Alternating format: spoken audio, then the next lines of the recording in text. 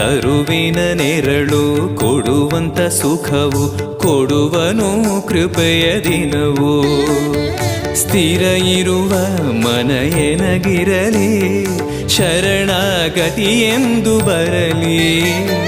ಭಗವಂತನ ಪ್ರಿಯ ಮಗನಿವನ ಸಾರಿ ಬದುಕು ಇರಲಿ.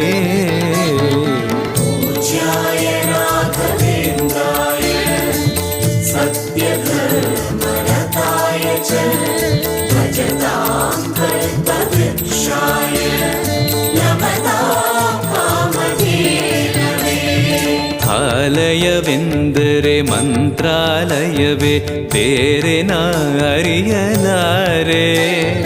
ರಾಜನು ಎಂದರೆ ಶ್ರೀ ಗುರುರಾಜನೇ ಮತ್ತು ನಾ ತಿಳಿಯಲಾರೆ. ಆಲಯವೆಂದರೆ